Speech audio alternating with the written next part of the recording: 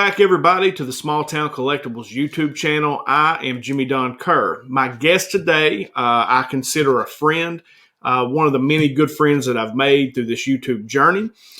He's one of the most knowledgeable people, in my opinion, on YouTube when it comes to the comic book community. And he's got a fat stack of comics, baby. Everybody join me in welcoming to 10 Questions, Rob Morse from Rob's Fat Stack of Comics. Thank you, Jimmy. It's a pleasure, a cup of pleasure to be on your show. A cup of pleasure, yes. I know Rob. I tell everybody, when I talk about Rob, I did a shout-out video one time, and I, was looking for channels.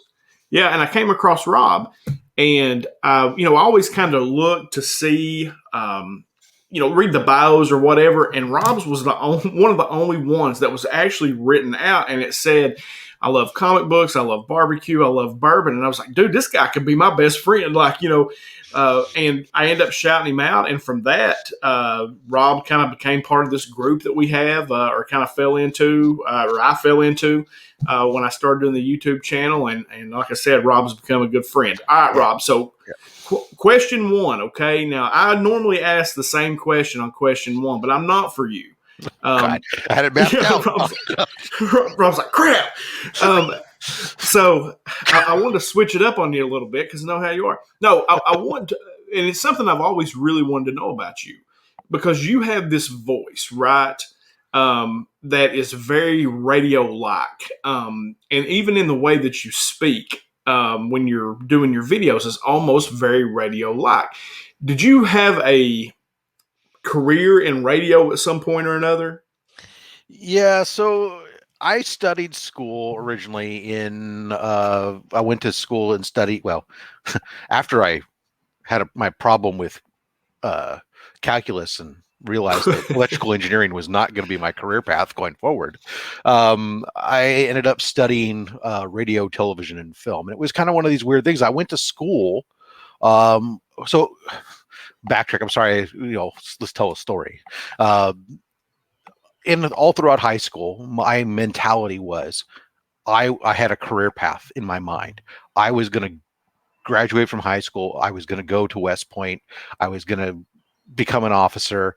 As an electrical engineer, I was going to work 20 years. I was going to do my 20 years in the Army. I was going to retire. I was going to go into civilian, and I was going to then retire for civilian with my pension plus my retirement. And that was my career path, right?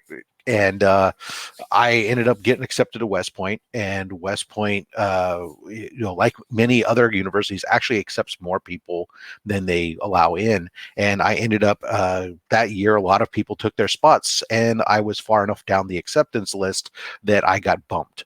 And so the Army then gives you an ROTC scholarship instead. It says, hey, we still want you. Please come serve. We'll send you to college somewhere else. And I ended up getting recruited then by a small university in Vermont called Norwich University, which is like VMI and the Citadel, one of these private military colleges. And they said, hey, if you're looking to go to West Point, you can still have that core cadets lifestyle and everything else. And so I spent my first year at Norwich University. Because they picked up all the rest of the scholarship that the ROTC scholarship doesn't pay.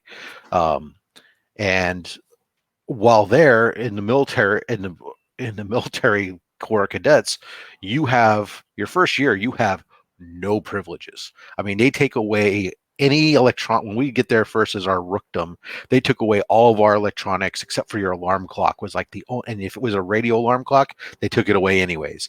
Wow. You couldn't have anything. And so you really kind of lived in this bubble where you missed you didn't realize how much you missed the outside world. And so you start looking for ways, well, how do I work the system? She's like, you wanted to get away from your cadre and your office and everybody for a little bit. All of a sudden you became a church going man, and you could go to church and run away. Right. Well, one of the ways I found is I could work at the campus radio station. And that gave me a couple hours a week that I got to go listen to music because that was my gig. I had access to the AP Newswire and could know what was going on in the outside world. And so when electrical engineering didn't work out for me because calculus and I had a disagreement, the Army said, well, your scholarship is only for electrical engineering. Sorry, by. So I came back home to San Jose State University and studied radio, television, and film because I didn't know what else to do. I said, well, I kind of dug that radio gig. Mm-hmm. Let me go ahead and do that. And I went there for 4 years studying radio, television, film, doing a lot of voiceover stuff for doing a lot of audio production for the station, doing DJ work on the air. Eventually, I was the chief announcer at the radio station, which meant basically you were in charge of all the on-air talent and would listen to all their things and provide them critique and feedback about what you're doing.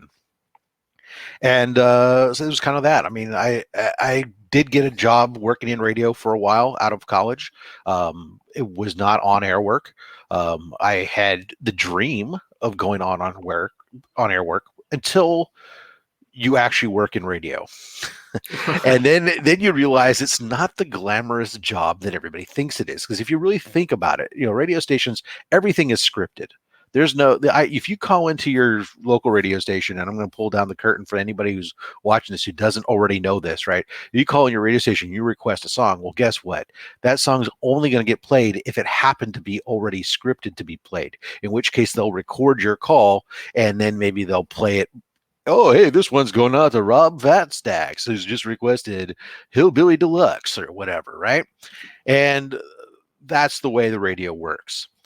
You're playing the same songs over and over and over again. And every single time, it has to be the most exciting song you ever heard. Hey, that was another great one there coming from the big man himself. Thanks for watching, guys. And, so I kind of got out of that, kind of got disillusioned a little bit. I was working in the production business and everything, and actually ended up getting fired. The only job I've ever been fired for, and that's a whole different story. But essentially, I was doing my job, and my boss didn't like that because it made him look bad. So I got fired, and I ended up getting a job selling radios and televisions, and that was like the rest of my life, and I never really went back. But I think it's just one of those things that my family is historically comes from a line of the men did a lot of singing throughout history, different stuff like that. And I tried doing singing when I was younger. I was in a lot of stage productions, but then 6th grade happened, puberty hit, and they told me that my services were no longer required, that the barbershop quartet was that away. Yeah. Yeah, exactly. And that was kind of the end of that. No, so what you do, you have a unique voice. You have a very, I won't say unique, but it just sounds cool. It sounds cool. And then you have a way of talking that almost made me think that you had done radio for like this extended period of time. I was like, this dude has done all kinds of radio. I've done so much storytelling is a lot of it too. I took a lot of storytelling classes, and I've done a lot of work with kids. I worked in scouts throughout my entire life, from a young child in scouting to an adult leader in scouting still to this day. And we do storytelling is a lot of what we do in there as well too. And I think how you become an effective storyteller over time, you learn pacing, you learn inflection, you learn certain things. And it just happens to be that I speak in this register that kind of lulls people a little bit into a oh, hey, this is kind of soothing. My wife and I joke about it all the time because she does. To me, it feels like I'm always speaking really loud in your own head, but because I speak in this frequency, sound doesn't really travel throughout the house very well. My wife usually says that she feels me talking more than she hears me talking, and so she'll come to the room and say, "Are you saying something to me?" That's interesting. All right, so question 2, which is normally question 1. Is what or who got you into collecting? That was a question I'd really kind of tried to think about because I knew this question was coming. And, I think as a kid, we all collect, air quote, collect things, right? Whether, it's bottle caps that you just happen to be picking up off the street or stamps that you're peeling off the things. But you never really amass a true collection. Maybe the first thing that I tried to start to pay attention to as a kid was baseball cards, just because baseball was really big to me growing up as a kid. I was fortunate to grow up in the San Francisco Bay Area during the 80s with Billy Martin and Billy Ball and stuff. And that was, Ricky Henderson, and just like, it was great. And, but but I mean, I was like dabbled in it and not, and dabbled in those things throughout things. My dad never really collected. We said he collected Boy Scout mugs, but it was like 24 mugs. Is that really a collection, Right. so to speak, right? And so I never really had anything that really got to be a big collection because like I would eventually get to the point where I go, it's clutter, get rid of it. Until maybe again when I was at military school, I started reading comics finally when I was at military college.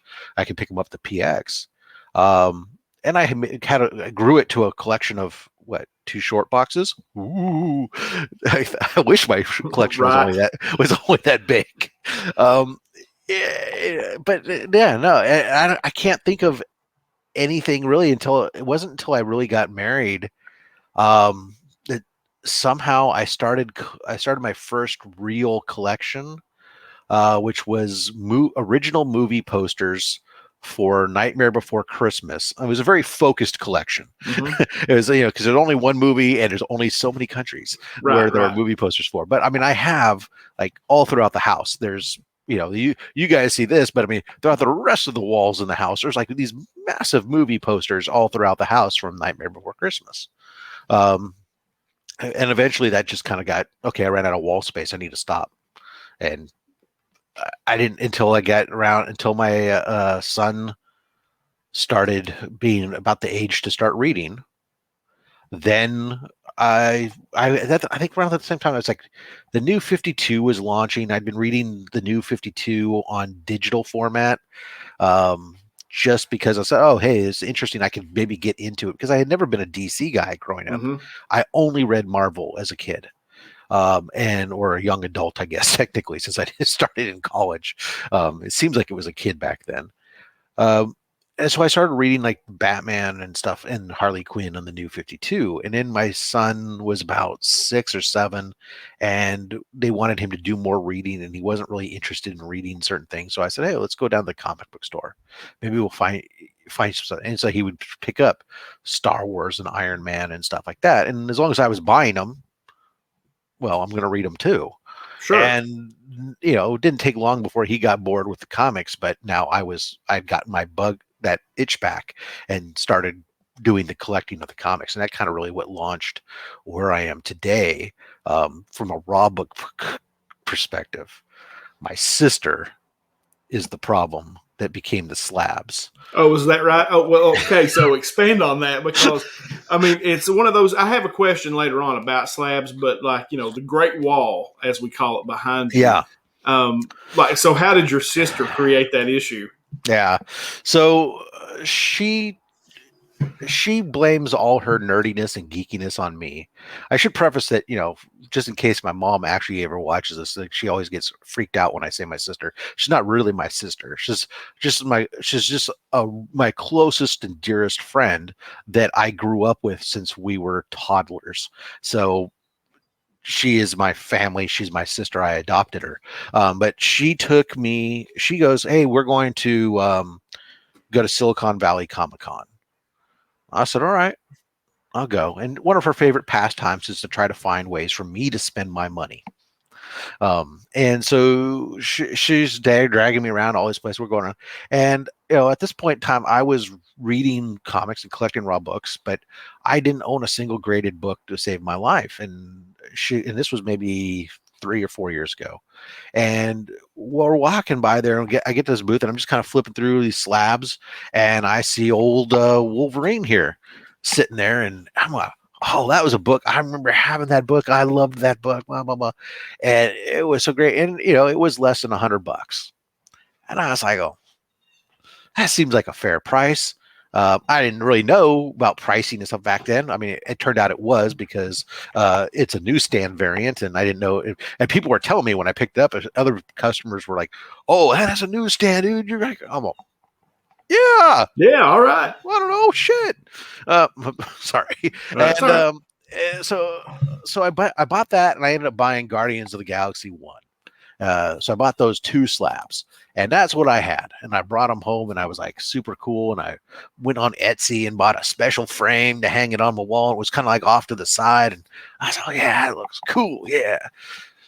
And then it just starts None at the back of your skull. And you're saying, oh, you can find out more about some of this stuff. We'll get some more. Let me look into this. And then that ship starts sailing, right? And it's like, okay, send my first batch off to CGC. And was really disillusioned by CGC, my first experience with them, with the 6 to 7 month turnaround time. And that was just like, you've got to be kidding me. I have to send my stuff off and wait 6 or 7 months. And I'd send some more stuff off, and it was again 6, 7 months. And I thought, this is not cool. And then that kind of started me down a path where I found other grading companies and would experiment with different grading companies. Right, and you ended up with this big wall of comics behind you. Well, this is where I end up where today. Like, actually, Soul Twice pinged me yesterday because I do my Slab Hub show now where I go through myself, and he goes, "Hey, do you have a count of how many slabs you have?" And I was all, "Yeah," and he dared to ask the question. I don't know if this was something that you were going to ask later, but we'll slow down. So I said, yeah, it's not like super big, but there are people who have way more to me. I said, but yeah, I have about 375 slabs. And I said, and of those, 300 of them or 301 of them are 9.6 or higher. And then of the, then that doesn't count. I have another 100 and something that are out at different grading companies right now being, graded. So it's a problem. It's a problem. Yeah, no, it's a problem, I think, for all collectors. Now, I have slabs. I don't have a ton of slabs, right? Like, the slabs I have are true investment pieces for me. Right. They're books I bought, and they're investments, or they're really big keys that I sent off and got graded at some point or another that me and my uncle found in a barn somewhere. I mean, this crazy stuff, the way we would find books, but they end up being these massive, massive keys. And those, like I said, most of the slabs I have are investment pieces. Yeah. I'm getting a little more into it, kind of like watching you and, even Slot and some of the guys that are, that are doing the slabs. I'm like, okay, I can see the appeal of that, because it really, once you slab it, it's kind of like that wall behind you. Once you slab it, it almost becomes a piece of art, right? Because you can't read it anymore. It Correct. becomes a piece of art. And I dig the art. So, all right. So question 3, and you've kind of talked about this a little bit. People collect in a lot of different ways, right? But do you consider yourself a reader, or do you consider yourself a collector? Yeah. Are you a reader who collects? I would say I'm a collector who reads. So initially, when I started off, I was a reader that happened to collect. And now there are several titles, or there are several things that I pick up with no intention of reading. To be honest, like, I have a lot of Strange Academy stuff. Everyone's telling me it's a great story. I have yet to open up a single copy and read a single one, but it's on my pull list every single week. There's a couple other things like that. Sometimes I just don't. Reading is not an easy thing for me, actually. I don't know. I've never been diagnosed with anything. I know my daughter's struggling right now with dyslexia and stuff. And I don't know, maybe I have some of that, but reading puts me to sleep, or it's difficult. It's a challenge. It takes me a while.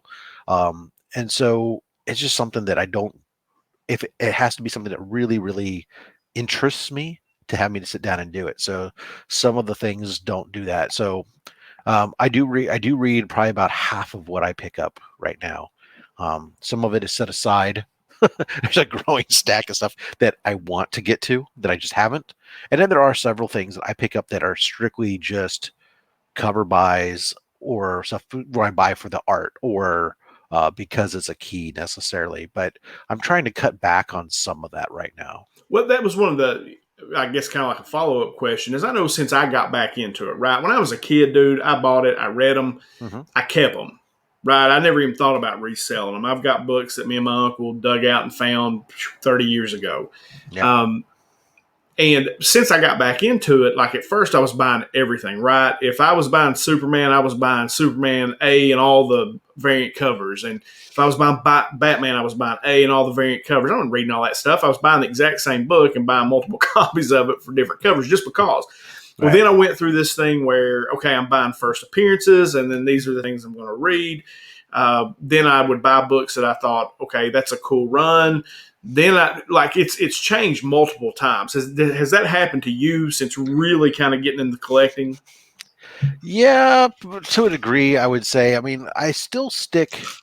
I try every once in a while to venture out. I mean, it's like, look, we all say that the comic book industry or the comic book community is a great, accepting, loving community, and on the surface, it is. Underneath it, there are still subgroups within there that that at least I feel sensitive to some degree of this kind of like holier than thou, or oh, you only read that, or oh, you're not reading this, or oh, you slab with this company, oh, and it becomes so. I've tried several times various different independents and comics and stuff, and most people know I'm not a big independent comic guy. And it's not that I hold anything against it. I think that they're great in their offering, and they offer a lot of different stories to expand the availability of comics for a lot of people. But again, when you struggle to read and reading is a chore, it becomes, if it doesn't instantly grab me and entice me, then I'm not going to I'm sorry, I can't take the time and effort to go into it. And so I keep finding myself trying and sampling every once in a while. And I go, oh, hey, that sounds interesting. That might be interesting, and trying it. But I tend to retreat back to my comfort zone, my little fortress of solitude. I love that reference. I know. Never thought I'd hear that reference come out of Rob's mouth.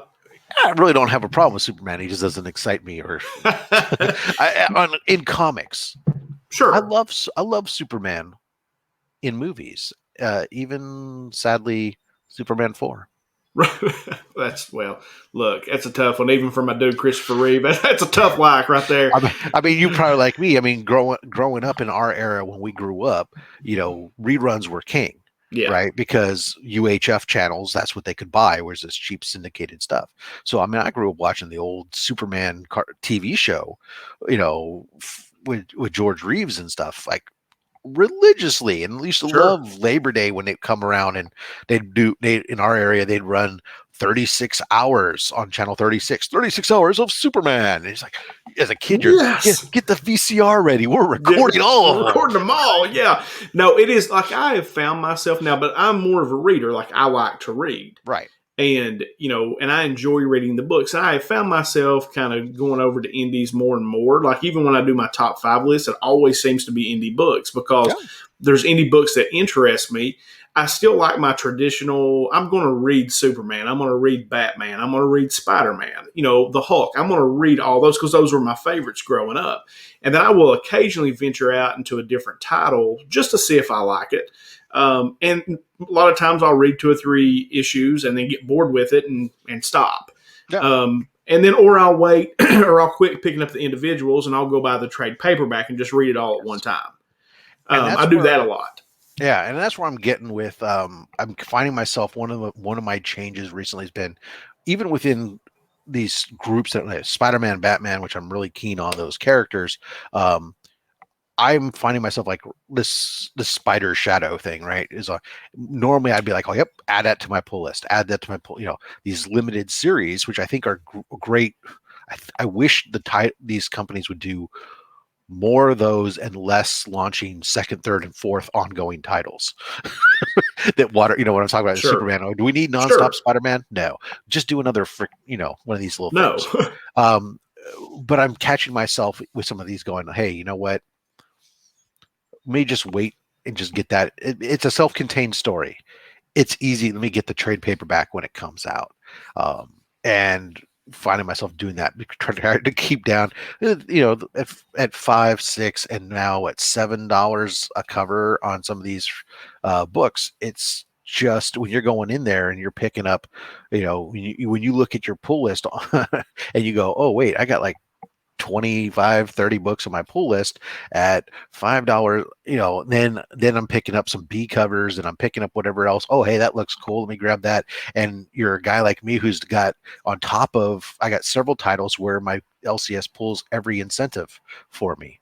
And so I'm buying incentives and they're not they're giving me some discount, but they're still looking at market prices. And so I'm paying for those. And so it's an expensive hobby. Absolutely. All right. It's not So, kids play.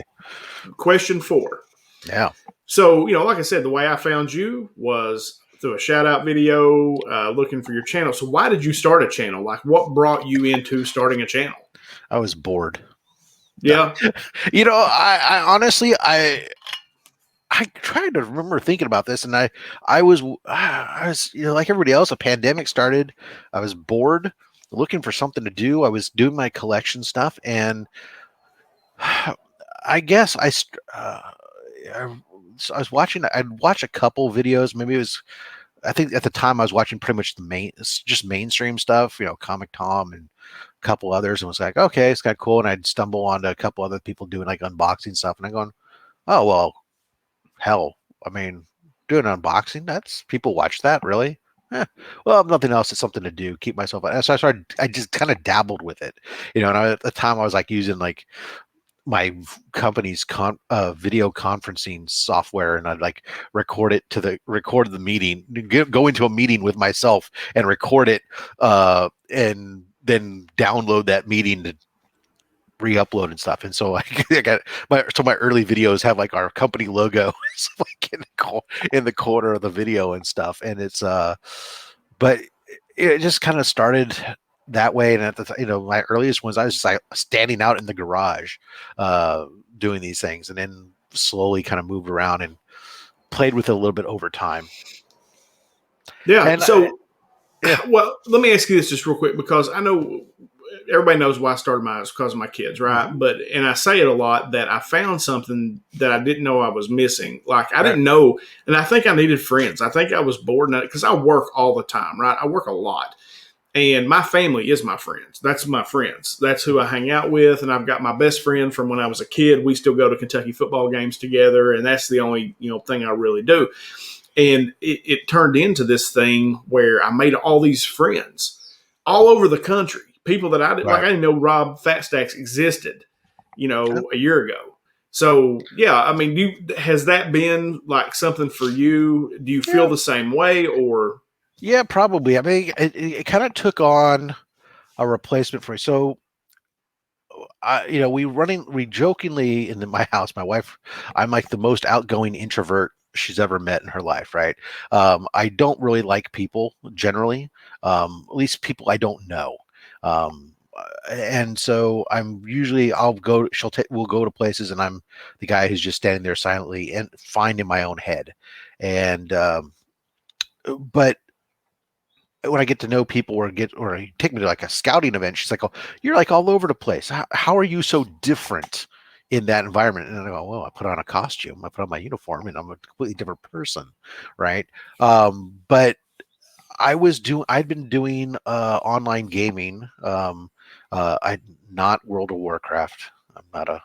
I've said it once and I'll say it again. My geek does not wear a loincloth. So I mean, I was playing Star Wars online games with other people all around the world, and that was probably my most interaction I had, was gaming with other people. And still, we play the current Star Wars MMO, and my wife has eventually started playing it, and she actually does it way more than me.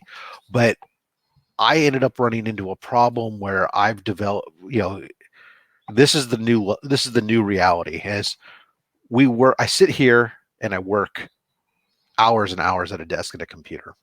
And then if my recreation is sitting here at this desk playing at a computer, well, I've developed severe tendonitis and carpal tunnel and everything else, and actually have become permanently disabled from the state of California. I've lost like 70% of the hand strength in my right arm. And so it's painful to do that for extended sessions. So I can't game anymore. I still do, like once a week, I log in and stuff, but I don't do it the way I used to. And so I don't have that interaction with people all around the world that I used to have there. And I kind of got into the YouTube stuff, not really with the intent to make friends and connections. It was just to kill some time and maybe do some stuff. And, very early on, Rod the Rican featured me on a shout out show, and I think after that, that like ballooned me from like 40 to like 80 subs in a short time, and I was like, "Ooh, look at that! I'm gonna get 100 subs maybe someday," right? And then one day, what did Dada buy today? Pinged me on my thing saying, "Hey, we got shouted out by Jimmy, SmallTown Collectibles." And I was like, "What? Who's SmallTown?" I had no idea who this guy is. Let me go figure out who the hell he is. And I saw you do your shout out thing, and I was like, "Oh, dude, that's really cool. I really appreciate that." Right. And I started watching some of your other stuff and the usual suspects, and they just started kind of getting pinged in. It's like, "Oh yeah, okay, I wouldn't mind. These are some cool guys. These are guys that I felt that similar connection. Like, okay, dude, these are my type of people that I can sit there and hang and just kick back in the backyard with a bottle of bourbon and eat some barbecue and we'll be good, right?"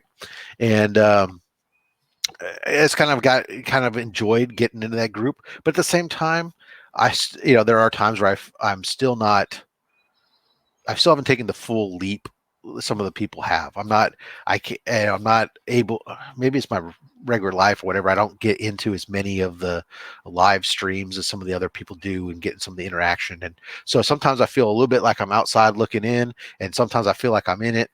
And it's a healthy balance to some degree. I think I haven't become consumed by it, but I am looking forward to, as we've discussed, going out and meeting up at one of these cons at some point and being able to actually hang out together and all that. Now, you don't have a real interest. I think I've heard you say before, you don't have a real interest in even being monetized. So if you even hit 1,000 subs, if I hit the requirements, I will not monetize.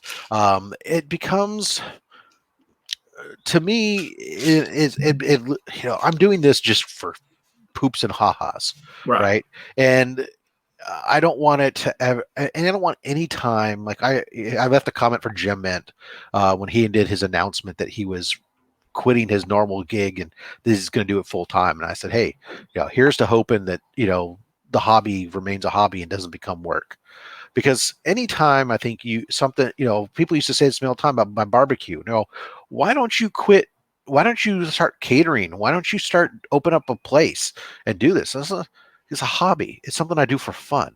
Once I do it for work, work's not fun. If work was fun, they wouldn't call it work. Right. It's a great point. I mean, you might enjoy what you do, but at the end of the day, it's not really, most people, it's not, unless you're an athlete, it's not really what you want to do all the time. And so for me, the idea of monetizing is if I feel like I'd become restricted in my own mind of what I am, and I'd lose a little bit of what I'd start worrying too much about that type of stuff. Right.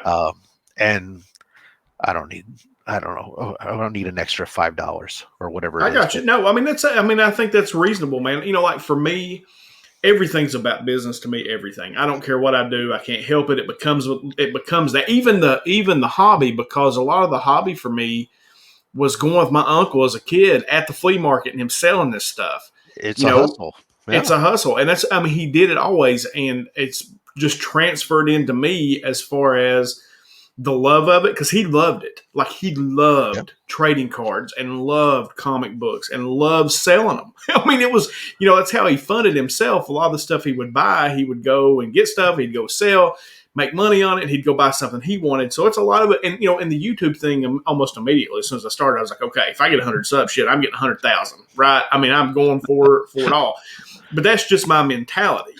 And I can't help, but I think I always kind of wondered, because I've heard you say that before, or maybe you've even commented in some of my videos on 10 questions, like, hey, doesn't matter, I'm not doing it. And I always kind of wondered what the deal was. So yeah, it's a personal thing for me. I don't begrudge anybody. Even I might joke with DJ about like, oh, I had to unsubscribe now because you got commercials in your videos, right? It's like, I can wait 5 seconds to hit skip video and move on. It's just a personal thing for me. I like the fact that like my descriptions on my videos, every single one has the silly disclaimer at the bottom of the description, right? Which basically, I don't work in the industry. I don't get paid by anybody. I don't get any discounts that you don't get or anything else. I feel very free to say whatever I want to say, and it's my opinion. And like I say, I'm just a fat man a fat opinion, right?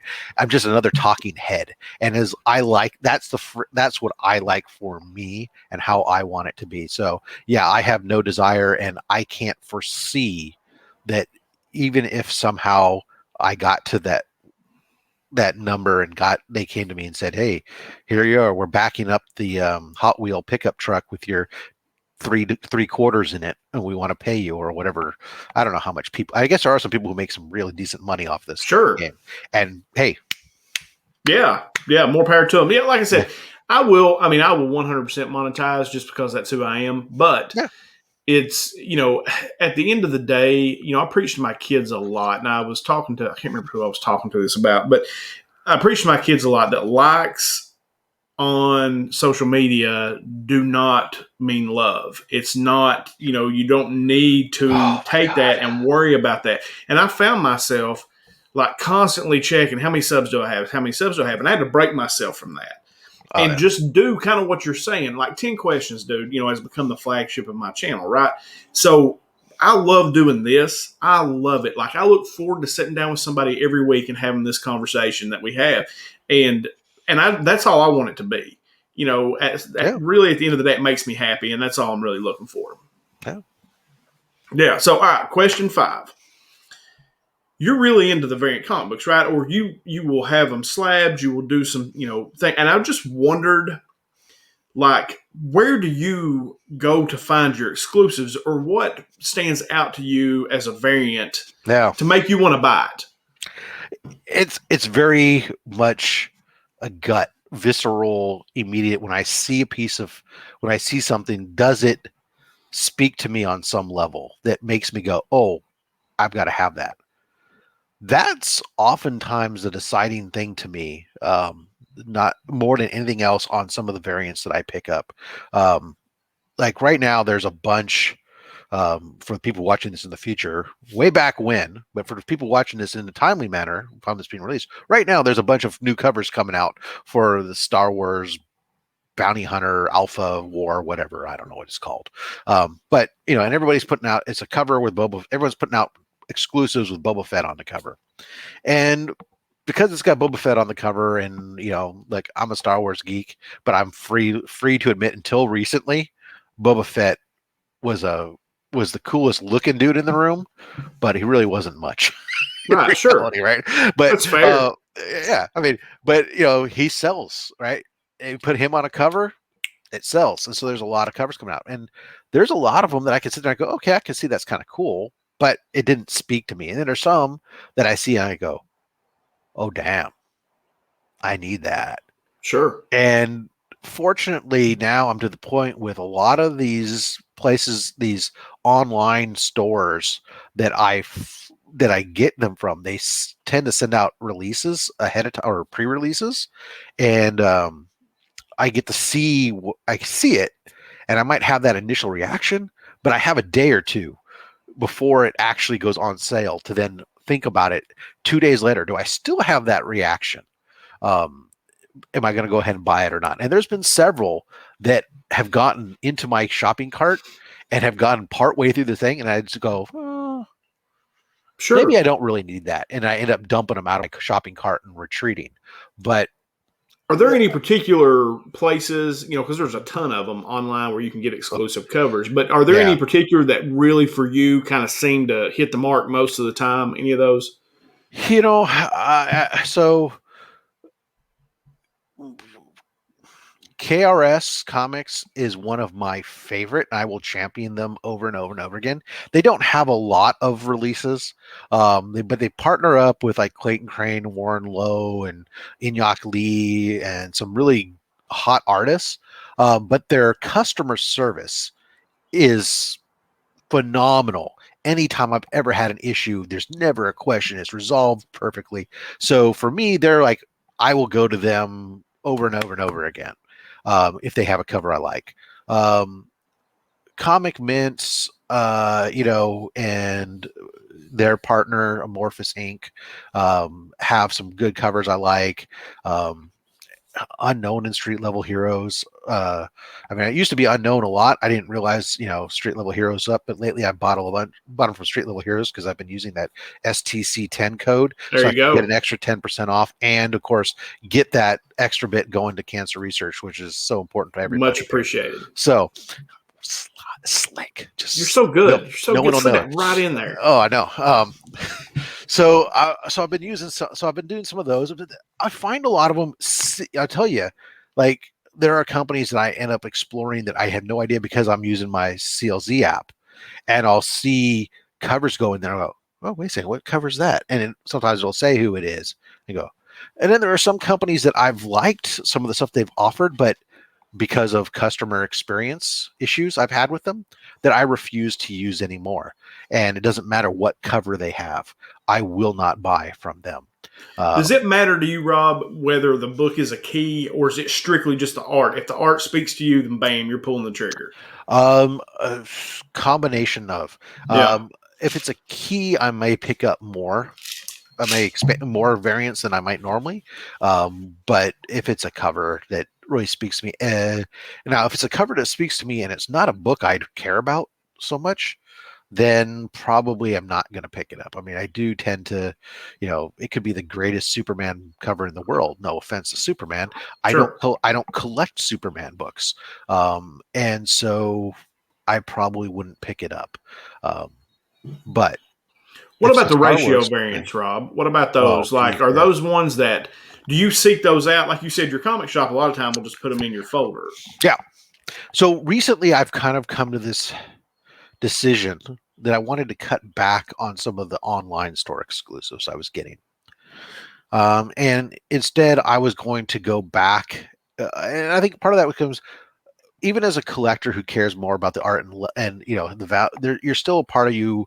There's a value tied to all these things, and there's an investment aspect to all this.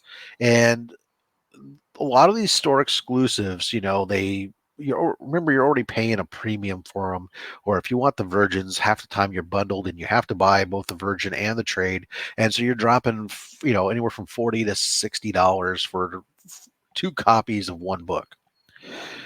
And so that gets expensive when you're doing that. And I started thinking to myself, the value on them tends to go like this really quick. I mean, there's some that just keep going up, but there's a lot of them that they're flash in the pan, but 9 months later, it's not that big of a deal. And so I started thinking, so you know what? I would rather take that money, I think, maybe on some of these the incentives, which there's still a lot of them that tank and don't do much, but they're more likely to be, especially on a key book, they're more likely to really be what takes off and really Right. Sure. goes from that aspect. So let me go ahead. I made a conscious decision. Let me move some of my spending back local to my LCS.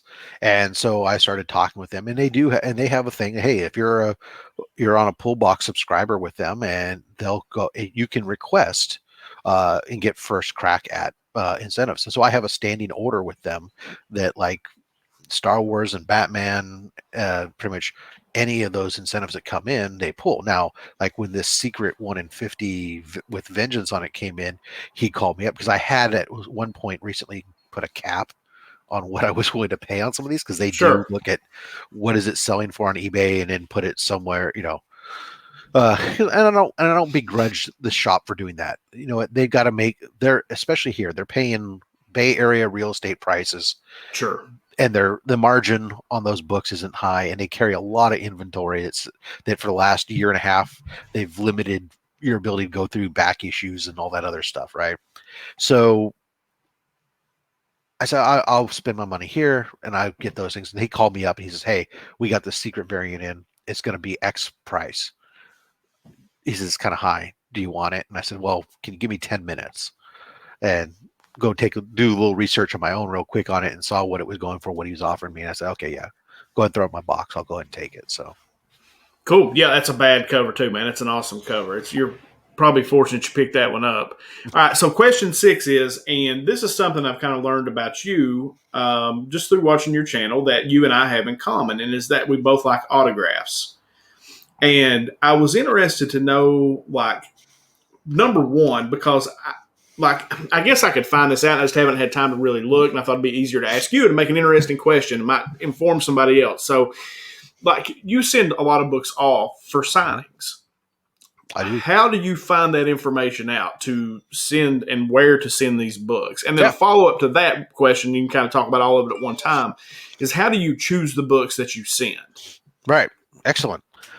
So I do, there's a couple different ways, because obviously without cons, I mean, and for me, I don't necessarily need to meet the guy who's signing my book. I know there's a lot of people who, we talked about this on one of the episodes of Sidekicks Talk Comics.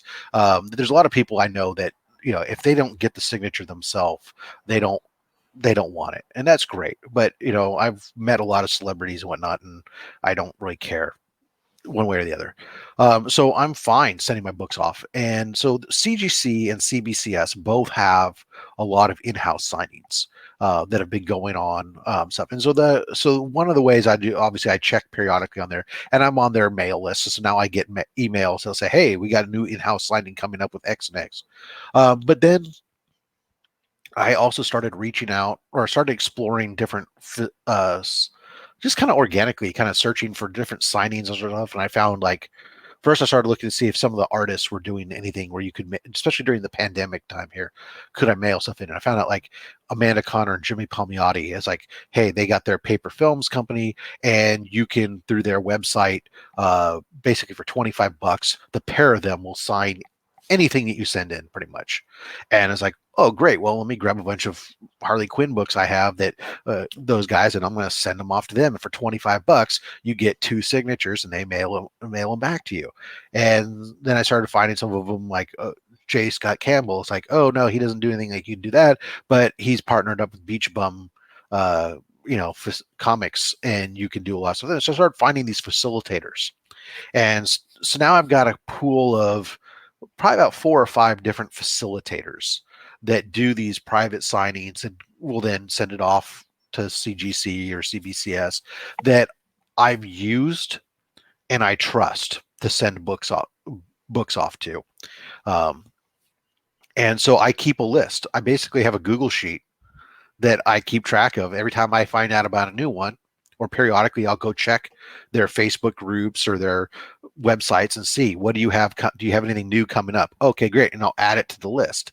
And I actually publish this. I have a version of this list that's linked in some of my videos that I make available to anybody who in the community that wants to see it.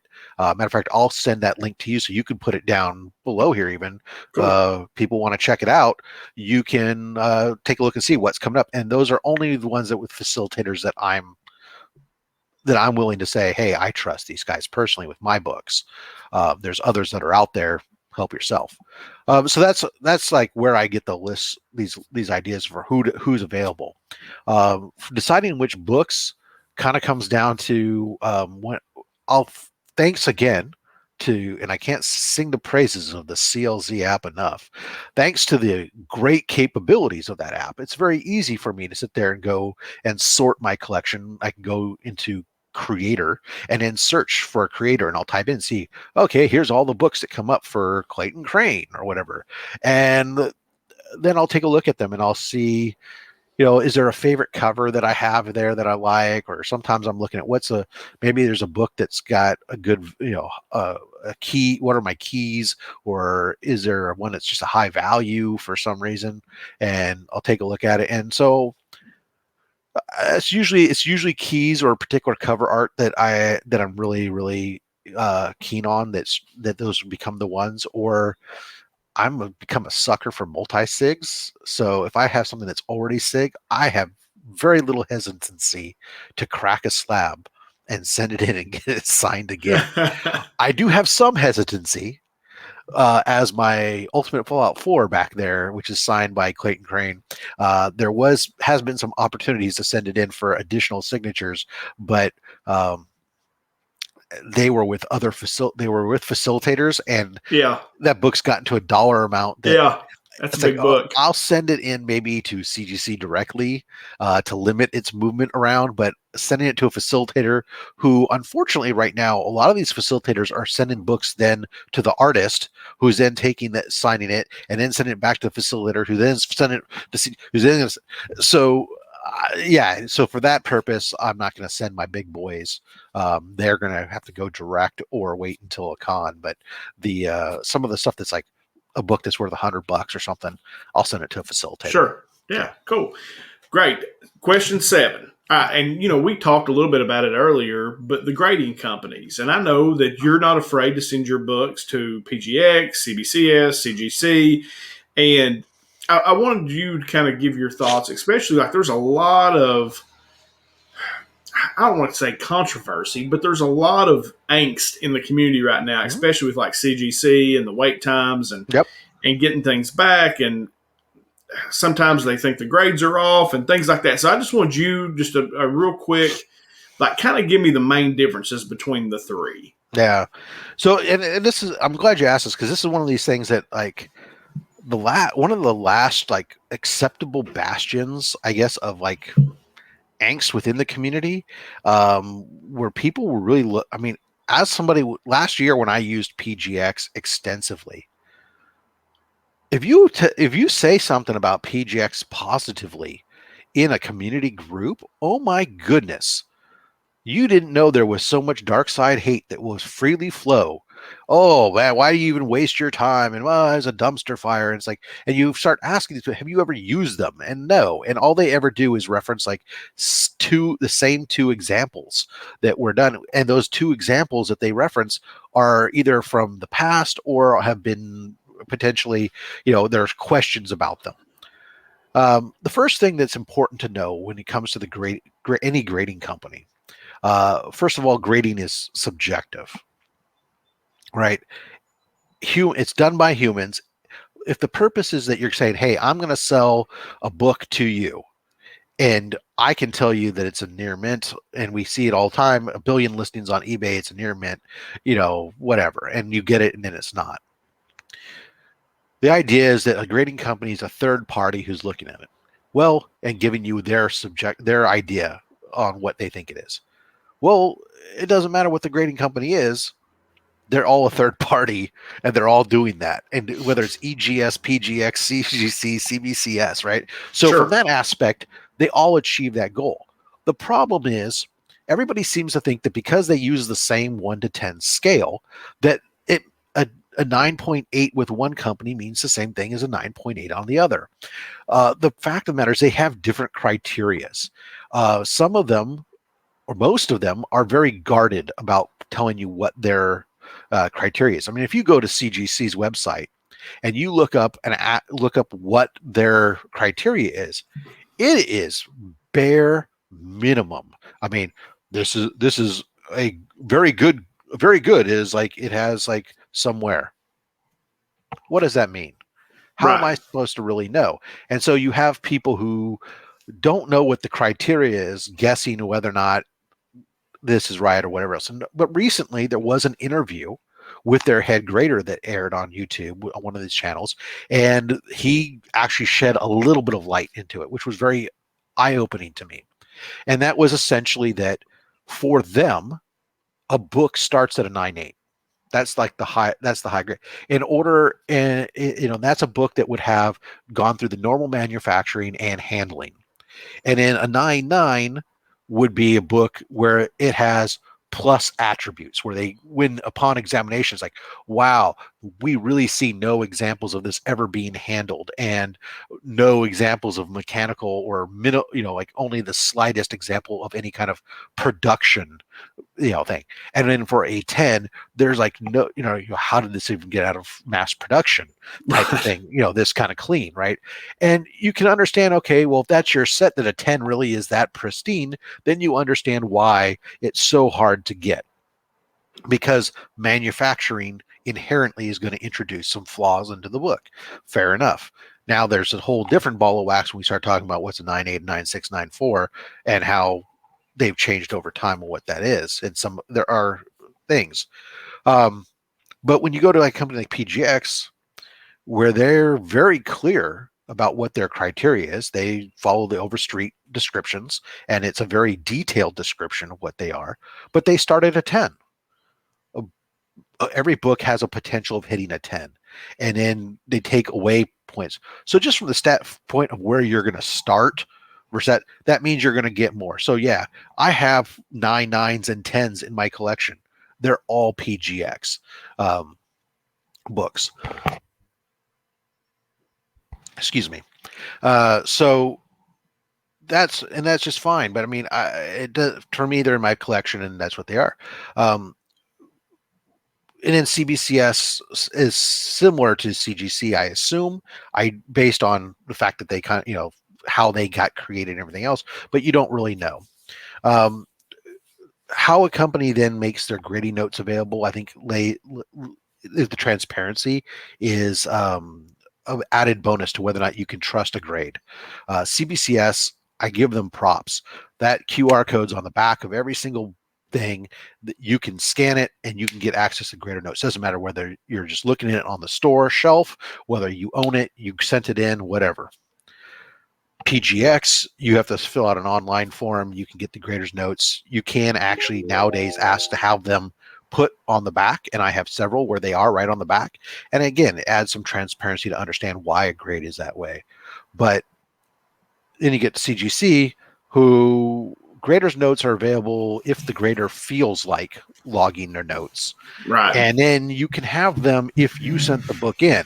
But if you didn't send the book in, you got to pay to get access to those grader's notes. I mean, even if you own it now. And that's just, I mean, it's kind of cheesy to me.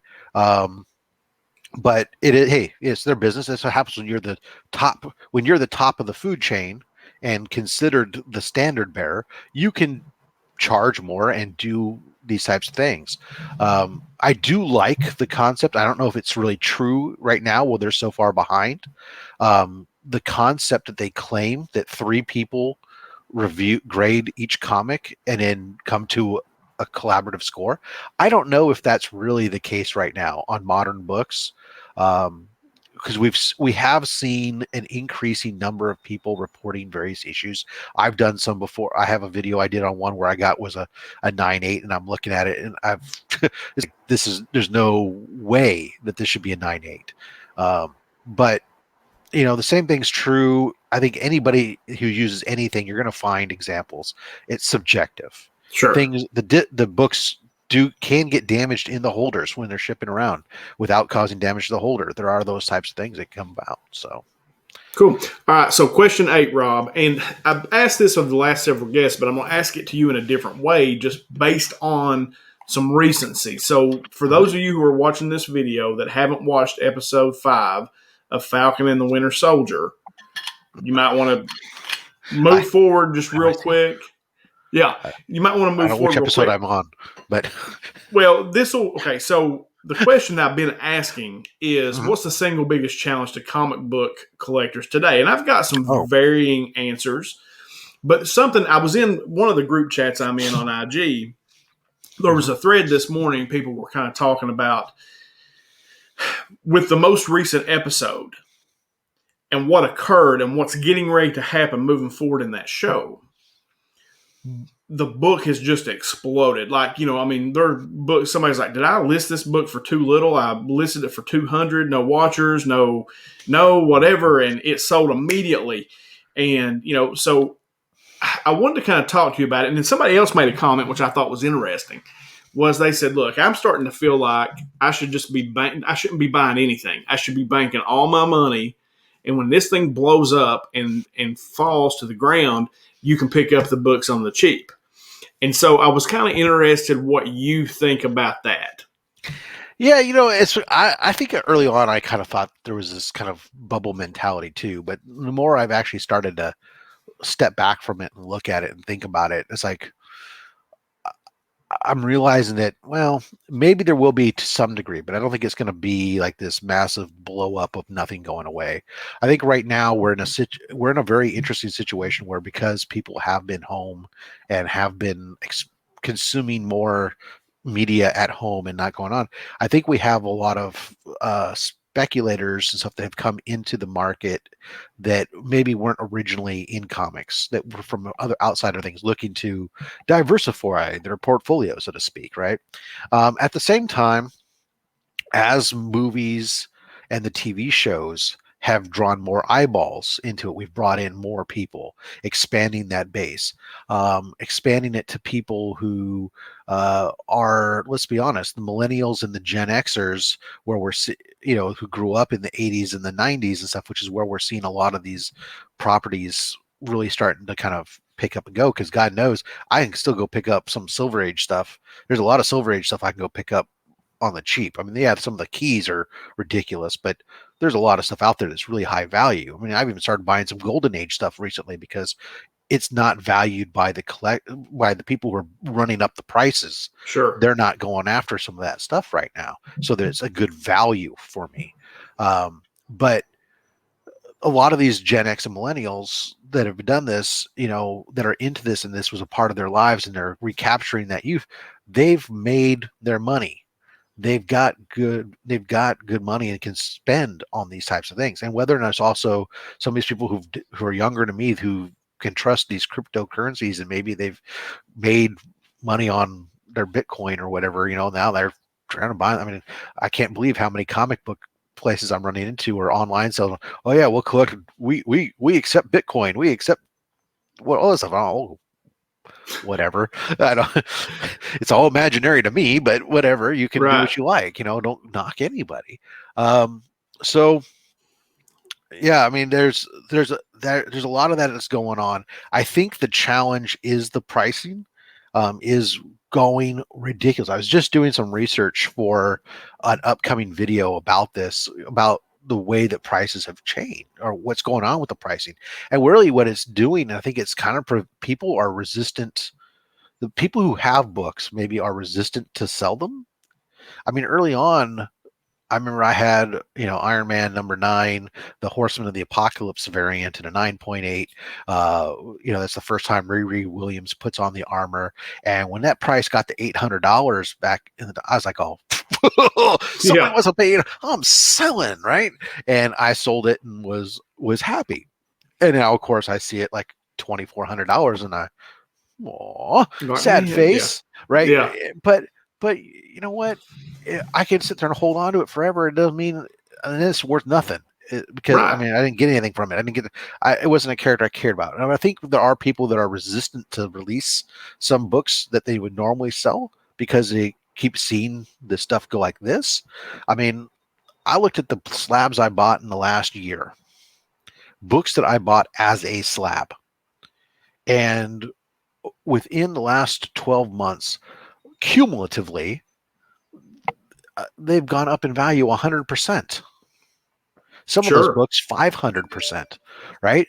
And you're just like, that's insane in rate of incline. And so that pricing, even on to be able to pick up a 1.0 X-Men, giant size X-Men #1 is going to cost you hundreds and hundreds of dollars, whatever it is. I don't know what the price is. I just said, I'm not going to own that book and move on.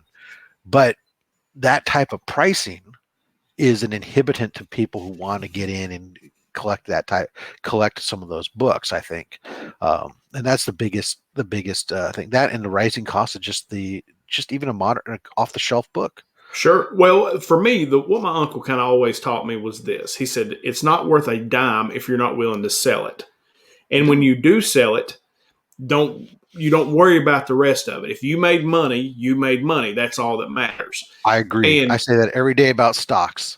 Hear people, my friends and stuff would complain about, oh, I lost X amount. Did you sell it for a loss? No? Then no, you haven't lost anything. You haven't lost anything yet. It's value on a piece of paper, but until you make that transaction, it's all conjecture. I have probably 30 books, the ones that are slabbed, that I consider true investment pieces that are long-term holds for me that I probably will never sell, because at some point I will bring them out of a safety deposit box. I will display them somewhere when I'm old and I'm not worried about it anymore. Everything else I own is for sale. Everything is for sale for the right price. Yeah. And it's just a matter of, determining when that time is and then what you're happy with. If you're happy with the profit margin, then you sell it.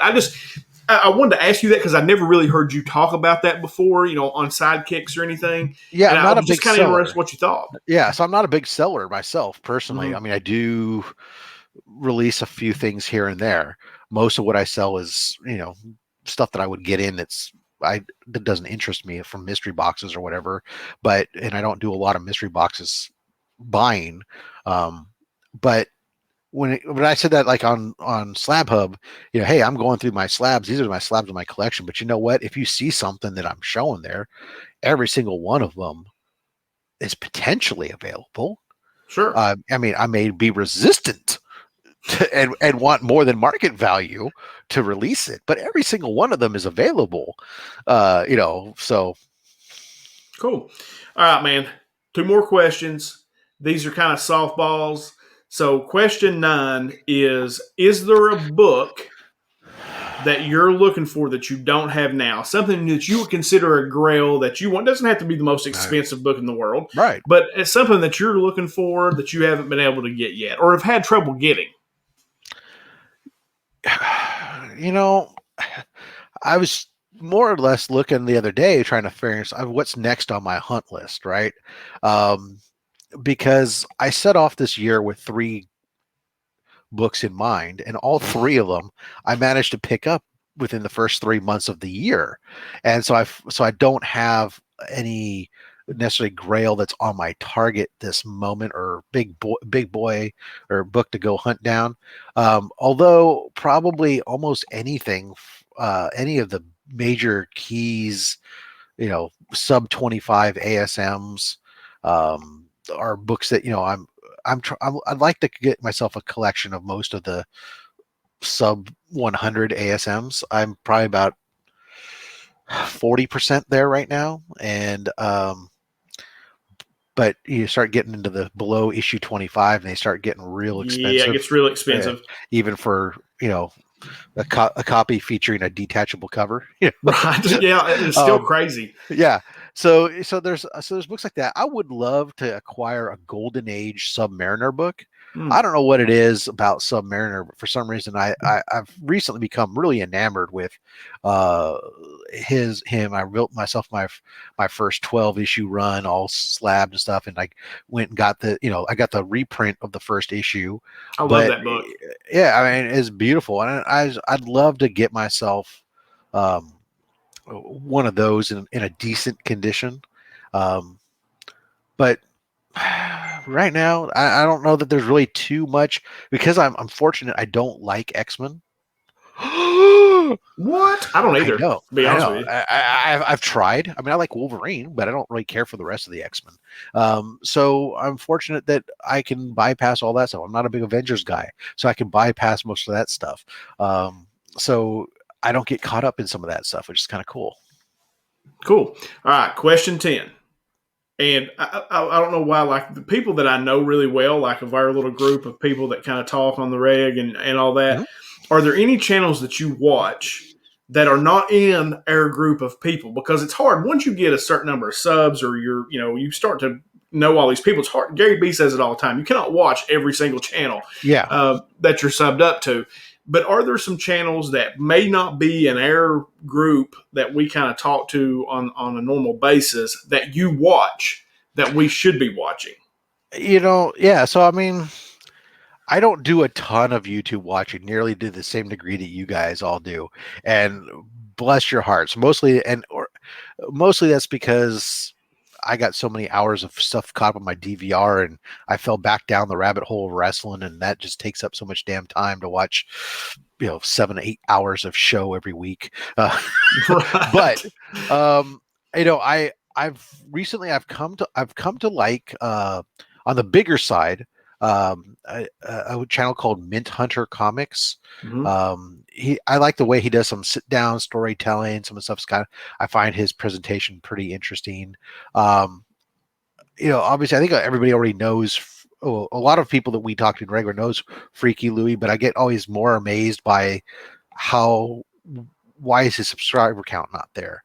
Because I mean, that man puts on some creative Yeah, he does. content, and bravo to him.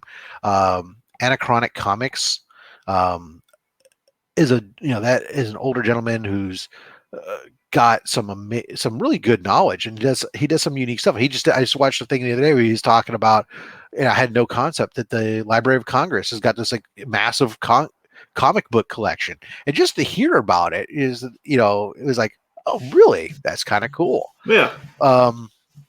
And then I don't know why I love Shop for Comics.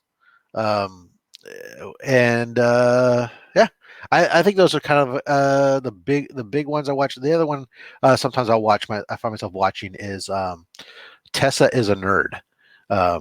She does some reviews and different stuff. It's just kind of interesting. Yeah, well, it's cool.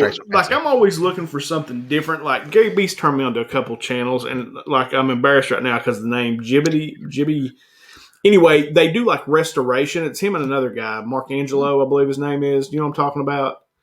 But they do a lot of interviews, or not interviews. They do a lot of videos where they like do restoration and how they do it, and they're trying out different restoration techniques on Golden Age book. And I find it so interesting. I don't know why. It's very different. And that's what it is. I'm getting burnt out of here's the keys. There's a billion of them of either here's the keys you need to pick up this week. No offense. I do watch yours. Sure. But I because I watch yours, I don't need to watch 17 other. Right. Because it's basically the same thing. Yeah. And or here's the 5 books you should be investing in. Or it's not an investment to me. So I don't care, and there's a lot of stuff that is catered at because I understand there's a larger part of the community that's into that. So for me, when I'm watching, I do enjoy when it's something different. Hey, here's how I do my comic book pressing.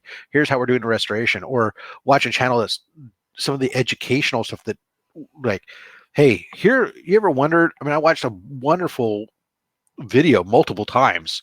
Like, what the owl cards and whether or not the page is white to off white to all that stuff, and it's like, hey, that understanding that is more intriguing. I'd love to see some watching the video that was the insight, the interview about how CGC did their grading, finding out more, if some of those grade companies would be willing to open that up a little bit more, that'd be really more interesting. But yeah, anything that's a little bit more educational and less of that is funny, because it's funny to me, I guess, because that's what I really enjoyed when some of my favorite videos that I did, although I don't do a lot of them, were the ones where I would do the research project, and present the stuff, my 2 big videos on the grading companies that compared them, and trying to put that together. When I put them together, to try to sit there and go,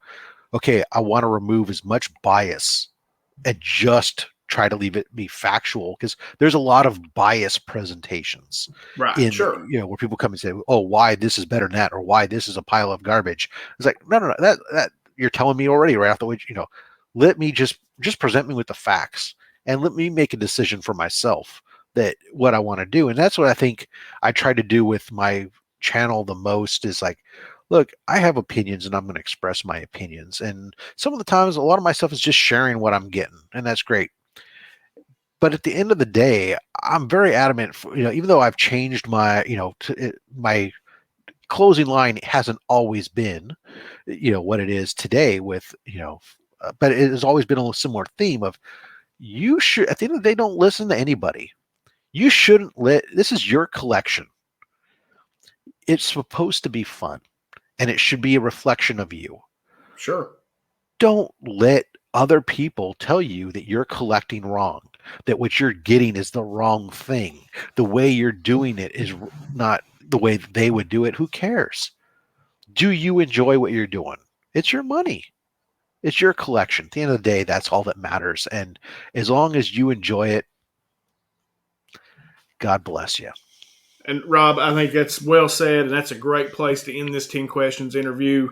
Man, I appreciate you so much for coming on. I told Amy, asked me, she said she was going to make breakfast, and she said, about how long will it take? And I said, well, normally, it takes anywhere from 30 to 45 minutes. I said, but Rob and I, both have the gift of gab. And we like to talk. I said, so I guarantee it takes an hour to an hour and a half for us to do this. We're at an hour and 14 minutes right now. So I knew it. We're a miracle we kept it under 2. Right? It really is. We didn't even talk about barbecue. I know we didn't even get into that. We might do a different that's a different show. Rob and I might come back together and do a little bourbon, a little barbecue kind of presentation for you guys. I honestly expected a question about the bourbons I was drinking or about barbecue. Oh, no. We're throwing in there. We're not done yet. We've got rapid fire 10 questions to do yet, sir. Oh, okay. Yeah. Yeah. But no, guys, thank you so much for coming and hanging out on the channel and hanging out with me and Rob for this 10 questions interview. As I always end these things, remember to go to the STC or go to Street Level Hero LA. Use the code STC10, get 10% off your order, and 25% of your overall order is donated to the American Cancer Society for cancer research. I'll put all Rob's stuff down in the description. Really informative channel. It's kind of what Rob was saying. Some of the things he likes to watch is more informational, and you can get a lot of that from Rob on his channel. The Sidekicks Talk Comics that he does with Slotted Up 503 is that kind of show. I always enjoy it, and it's one of the things that I listen to on my drive to and from work now. I very rarely get to catch it live, but I do listen to it when I'm driving because it's that kind of show. It's very interesting to listen to. And yeah, go check Rob's stuff out for sure. Rob sells a mystery box, he sells a good one. I just opened one up. You can go. I think I dropped it this past week from when we recorded this, and got some cool books in that. So, guys, we appreciate, like I said, you coming and hanging out. And as always in these things, until next time.